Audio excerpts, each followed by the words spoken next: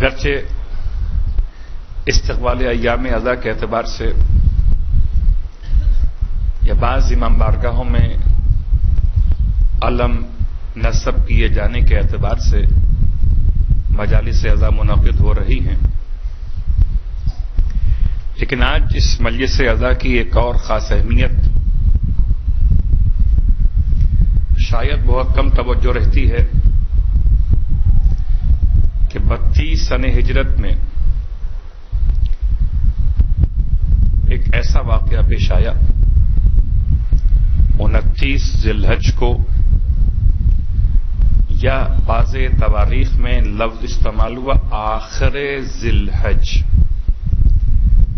اب اگر مہینہ 30 کا شمار کیجیے گا اس زمانے کے اعتبار سے تو پھر 30 تاریخ ہوگی، تو آخر ذی الحج یا 29 ذی الحج کو 32 سنہ ہجرت میں ایک واقعہ پیش آیا۔ استقبال ایام اضحیٰ کیجیے اپنے مقام پر ہے، مولا عباس علیہ السلام کے پرچم کے نصب کیے جانے کا ماتم کیجیے اپنے مقام پر ہے، لیکن ایک ایسی شخصیت کو بھی یاد کیجیے، اس شخصیت کی بہت بڑی خدمات ہیں خاندان اہل بیت کے حوالے سے۔ اس میں کوئی شک نہیں کہ اصحاب رسول تمام کے تمام برابر مراتب کے اور درجات کے حامل نہیں تھے۔ جناب سلمان کا مقام اور تھا، جناب مقداد کا مقام اور تھا، اور جناب ابو ذر کا مقام اور تھا۔ آج چند جملے آپ کی خدمت آج کی تاریخ کی اہمیت کے حوالے سے۔ یہ عظیم شخصیت سرزمین شام سے جب حکمرانوں کے خلاف ابو ذر نے کھل کر بات کرنا شروع کی تو شام سے اس طریقے سے مدینے بھیجا گیا کہ تاریخ شاہد ہے، صحابی اور رسول ابھی کربلا کا واقعہ نہیں ہے، ابھی مصائب سرکار سید الشہداء کو عنوان نہیں ہے، صحابی اور رسول اس طریقے سے ایک ایسے اونٹ پر بٹھائے گئے جس پر کوئی محمل اور آماری نہیں تھی، کوئی پالان شتر نام کا کوئی سہارا موجود نہیں تھا، اور جب کوئی پالان شتر کے بغیر اونٹ پر بیٹھے تو گرنے کا امکان زیادہ رہتا ہے، خاص طور سے جبکہ اونٹ کو تیز تیز دوڑایا جائے۔ اس صحابی اور رسول کی دونوں ٹانگیں آپس میں ملا کر اونٹ پہ بٹھا کے باندھ دی گئیں کہ تاکہ اونٹ سے گر نہ پڑے۔ سن ضعیفی ہے، 80 سال سے زیادہ کی آپ کی عمر ہے، کہاں شام کہاں مدینہ، اس طریقے سے اور انتہائی سخت قسم کے نگران کے حوالے کیا گیا، اونٹ کو دوڑایا گیا، یہاں تک کہ سفر طے کرتے کرتے یہ پہنچے مدینہ منورہ۔ اس حالت میں پہنچے کہ آپ کی دونوں رانوں سے گوشت ختم ہو چکا تھا۔ 29 ذی الحج اب یہ پہنچے مدینہ منورہ، کیا کہنا، صرف ایک میسم تمار ہی تو نہیں، حق بات کہنے والے، مولائے متقیان کے فضائل کو بیان کرنے والے، اس زخمی حالت میں بھی باطل کو باطل کہنے والے اور حق کو حق کہنے والے۔ تمام تفصیل کو چھوڑتے ہوئے کہ پھر حکمرانوں نے ابو ذر کے ساتھ کیا کیا۔ کون ابو ذر؟ آج صحابہ سے محبت کرنے والے، صحابہ کی محبت کا دم بھرنے والے، ایسے صحابہ کو کیوں بھول جاتے ہیں کہ جنہیں حکومت وقت نے ظلم و ستم کا نشانہ بنایا، ابو ذر کا اصل اسم گرامی ہے جندب، باپ کا نام ہے جنادہ، اور ابو ذر اس لیے ابو ذر کہلاتے ہیں کہ آپ کے بیٹے کا نام زر ہے، مگر یہ زر وہ زر نہیں ہے جو اردو میں مال و زر کے ساتھ زر آتا ہے، وہ الگ ہے۔ اس زر کا مطلب ہے دولت، اور اس زر کا مطلب ہے وہ چمکتا ہوا ذرہ۔ فَمَن يَعْمَلْ مِثْقَالَ ذَرَّةٍ، لفظ ذرہ، ذرہ میں اگر گول والی تے نہ پڑھیے تو زر ہو جائے گا، تو آپ کے فرزند کا نام ہے زر، اس کی مناسبت سے آپ کی کنیت بنی ابو ذر۔ لیکن کیا مقام اور کیا منزلت، خالی ایک اشارہ کرتے ہوئے کہ سرکار ختمی یہ مرتبت احمد مجتبی محمد مصطفیٰ صلی اللہ علیہ وآلہ وسلم کی بات ہے۔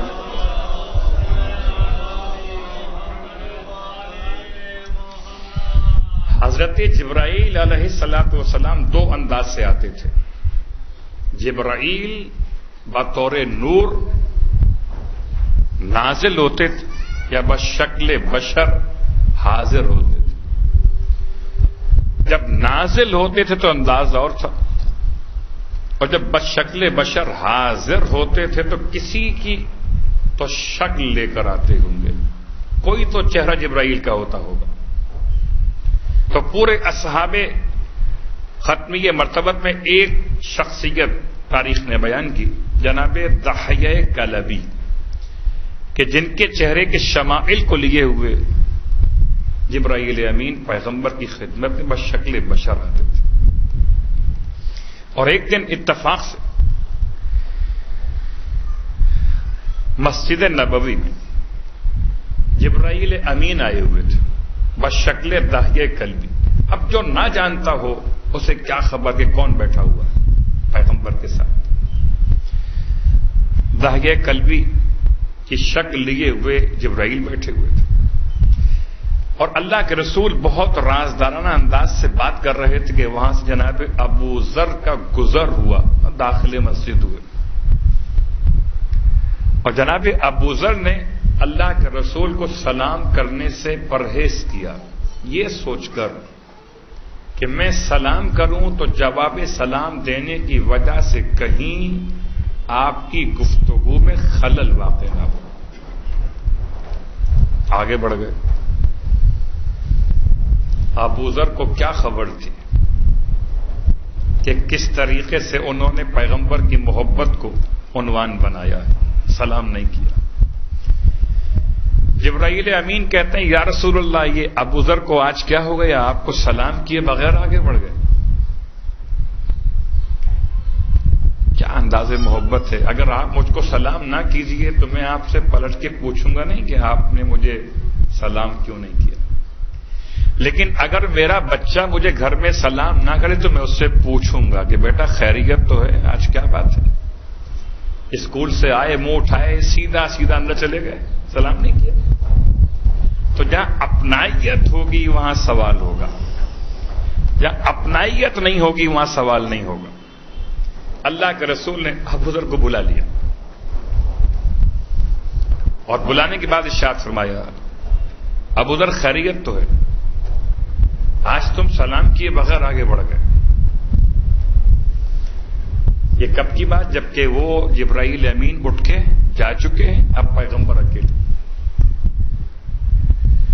ابو ذر کہتے ہیں اللہ کے رسول، میں نے یہ سوچ کے آج سلام نہیں کیا آپ کو اس وقت میں کہ آپ دحیہ کلبی کے ساتھ کوئی بہت رازدارانہ بات کر رہے تھے، کہ اگر میں سلام کر لوں تو آپ جواب سلام دیں تو کہیں خلل واقع نہ ہو آپ کی گفتگو میں۔ وہ یا سلام کریں تو بھی محبت کی بنیاد پر، اور سلام نہ کریں تو بھی محبت کی بنیاد پر۔ اللہ کے رسول ارشاد فرماتے ہیں اچھا ابو ذر یہ تو بتاؤ کہ وہ تم کون سی دعا پڑھتے ہو؟ کیونکہ جبرائیل اللہ کے رسول سے کہہ کر گئے تھے آج ابو ذر کو کیا ہو گیا، آپ کو سلام نہیں کیا، حالانکہ ہم آسمان پر اہل آسمان ابو ذر کی دعا پڑھا کرتے ہیں۔ اللہ کا رسول نے سوال کیا ابو ذر سے، ابو ذر کون سی دعا پڑھتے ہو؟ بہت تفصیل میں جانے کا وقت نہیں ہوا کرتا ان تمام واقعات میں، خالی اشارہ کر رہا۔ دعاؤں کی دو قسمیں ہیں، ایک دعا وہ جو مانگی جاتی ہے اور ایک دعا جو پڑھی جاتی ہے۔ جو معصوم سے منقول ہو وہ دعا پڑھی جاتی ہے، اور جو معصوم سے منقول نہ ہو، آپ کا اپنا مدعا ہو، وہ مانگی جاتی ہے۔ تو دعا مانگنے میں الفاظ کی شرط نہیں ہے، خلوص کی شرط ہے، اور دعا کے پڑھنے میں الفاظ کی بھی شرط ہے اور خلوص کی بھی شرط ہے۔ نہ الفاظ میں اضافے کی اجازت ہے اور نہ خلوص سے فرار کی اجازت ہے۔ بہت غور کیجیے، صلوات پڑھے محمد و آل محمد۔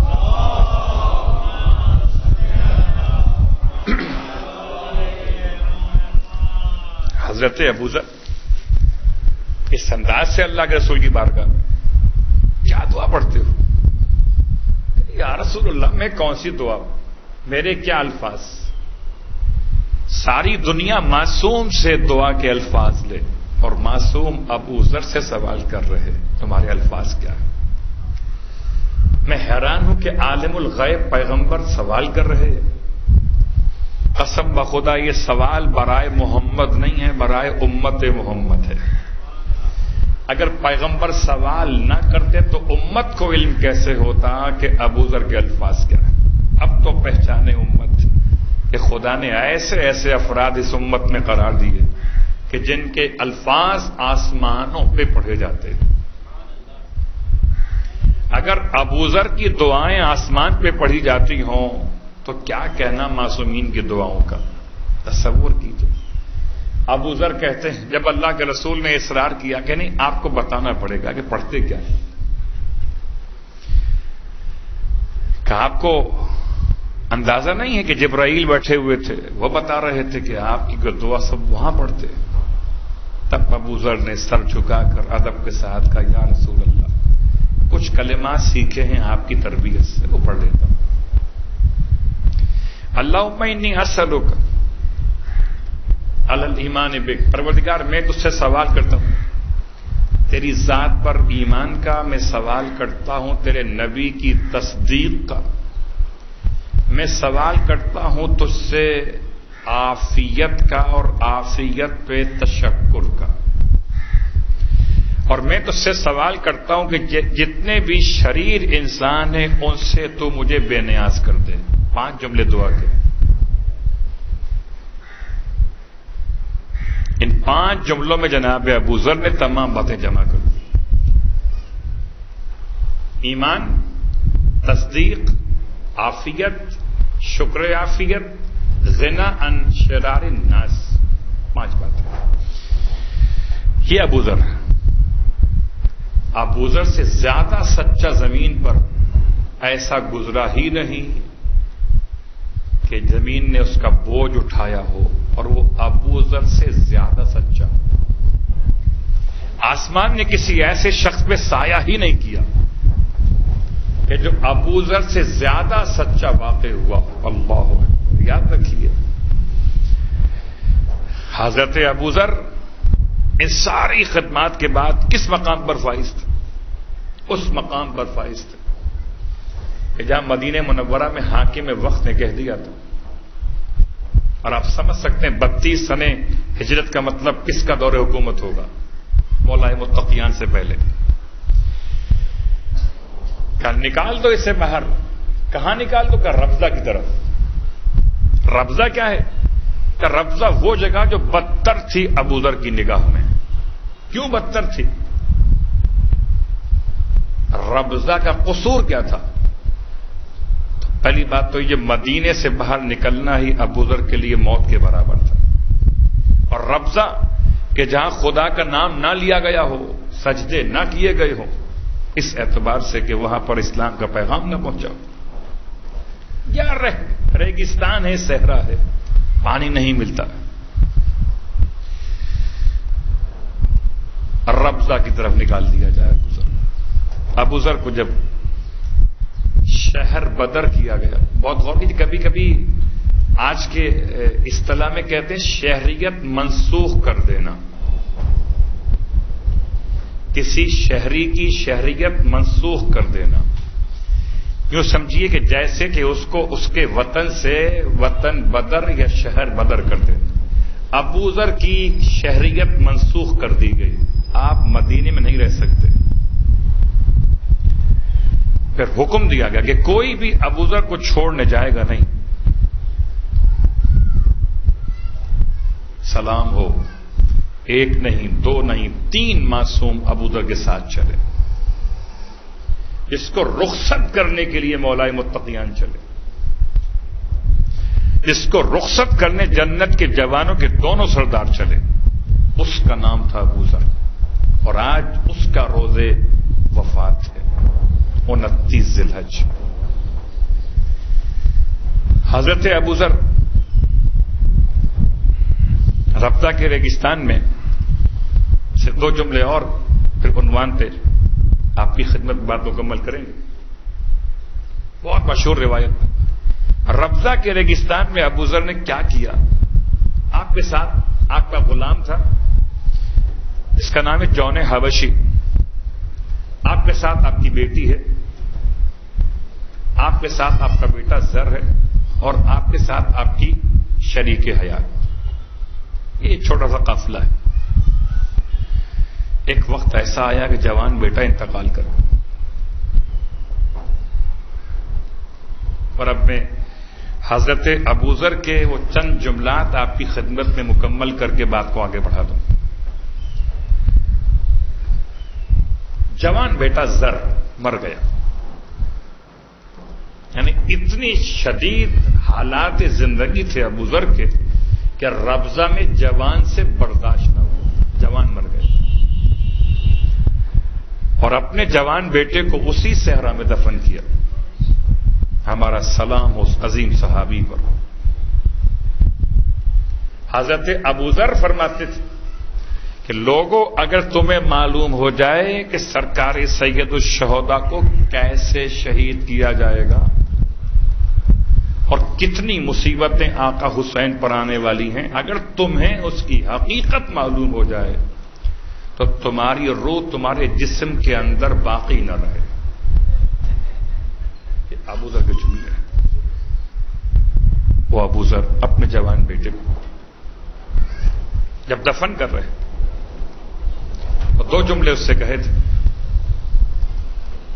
باپ نے جوان بیٹے کی میت سے باتیں کی تھی کہ بیٹا زر، میں بخوشی تیری جگہ خود مر جاتا.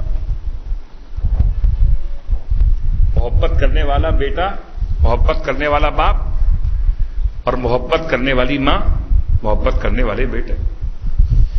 میں بخوشی تیری جگہ موت قبول کر لیتا کہ تو نہ مرتا، میں مر جاتا. لیکن بیٹا مجبوری یہ ہے کہ اگر میں تیری جگہ مر بھی جاؤں تو تجھے فائدہ نہیں کوئی، اس لیے کہ تیرے سوال تجھ سے ہونے ہیں، میرے سوال مجھ سے ہونے ہیں. کوئی اگر کسی کے بدلے میں مر بھی جائے تو فائدہ نہیں کوئی. پھر فرماتا بیٹا میں تیرے بعد خدا سے اپنے لیے موت نہیں مانگتا، زندگی مانگتا ہوں. یہ اتنا بڑا جملہ ہے. بچا کیا ہے ابو ذر کے پاس؟ ہڈیاں ہیں بدن میں، دونوں رانوں کے گوشت تو ختم ہو چکے، اتنی ضعیفی ہے، ربضہ کی سخت مشکلات ہیں، اس کے بعد بھی ہمت بلند ہے. کہتے ہیں موت نہیں مانگتا، میں خدا سے زندگی مانگتا ہوں. اس لیے بیٹا کہ اگر میں تیرے بعد خدا سے اپنے لیے موت مانگوں تو میری موت نہ مجھے فائدہ پہنچائے گی نہ تجھے فائدہ پہنچائے گی. اور اگر میں زندہ رہا تیرے بعد کچھ تجھے ایصال کر سکوں گا، کچھ اپنے لیے زاد راہ جمع کر سکوں گا. اتنا عظیم صحابی. برحمتك يا أرحم الراحمين وصلى الله على محمد وآله الطاهرين.